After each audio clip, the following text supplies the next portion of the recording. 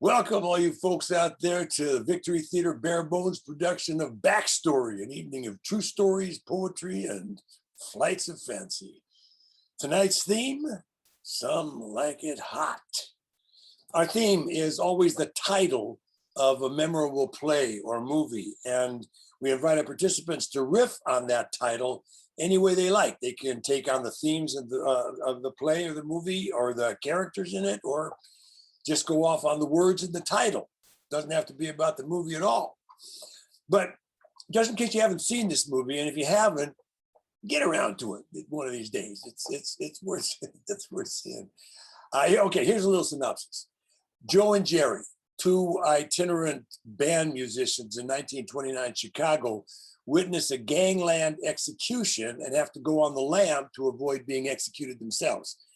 The only job open is with an all-woman band about to ship out to Miami. So they shave themselves real good and don women's clothing and hop on the train with the girls. Now, both of the boys are stricken by the singer of the band, Sugar Cane. And I can't figure out how they work it out between them that it's going to be Joe that goes after her, except that Joe is played by Tony Curtis, who is just so fucking handsome. He's the only one of the two who could possibly pair up with Marilyn Monroe playing Sugar. But that's okay, because Joe E. Brown, playing a rich wannabe playboy looking for love named Junior, falls in love with Jack Lemmon's character in drag, Daphne. And I know they weren't making movies about gay love affairs back in those days, but in the end, boy gets girl and boy gets boy, and everybody lives happily ever after. And it's hard for me to watch this movie, even today at 75 years old, and not see it through the eyes of the clueless 12-year-old heterosexual boy just entering puberty I was back then. I mean, that scene where all the girls in their 90s pile into Jack Lemmon's bunk on the train, tell me that's not a 12-year-old heterosexual boy's wet dream. And when I watch it now, I think, how would his monstrous hard-on not give him away?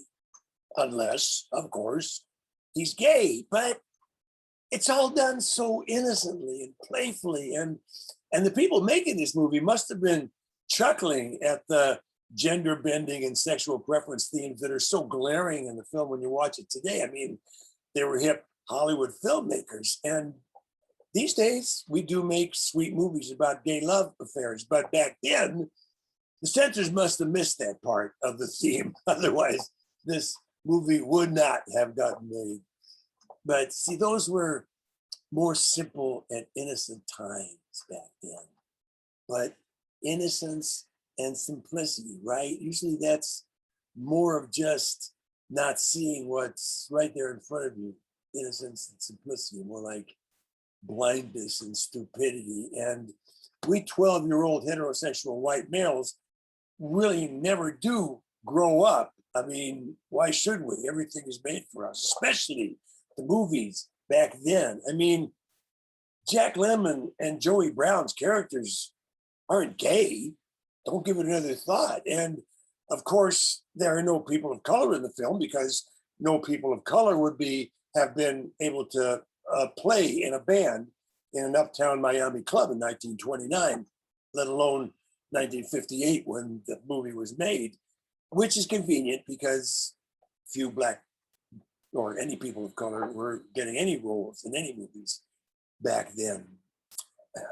And then there's Marilyn, playing a girl with a drinking problem who has been left so many times in her life, but still believes love is out there for her, or if not love, at least someone who will take care of her. And that's art lightly imitating a darker side of life, isn't it? But Marilyn, right, in her prime, so overt, but never vulgar, so easy to write her off as a sex symbol, but she was so much more than that. There's a vulnerability to her. You want to caress her, yeah, but more, you want to take care of her. And you feel good when she's on the screen. And Jack Lemmon and Tony Curtis also in their primes, playing pretty much a slapstick comedy when Curtis had just done The Defiant Ones the year before, and Lemmon would do Days of Wine and Roses a couple of years later. These actors were as good as it gets. So see the movie, because we should witness the innocence that was there back then. It's such a precursor to where we're maybe finally getting to today, where cross-dressing and two men in love doesn't have to be also an us against the world story, but can be just as fun and innocent as any rom-com you're going to see out there. Yeah, there was darkness back then, and there's plenty of darkness now. And it's hard not to look at the dark side these days. And I'm not saying we shouldn't. I'm just saying in these times, we should look also for the light.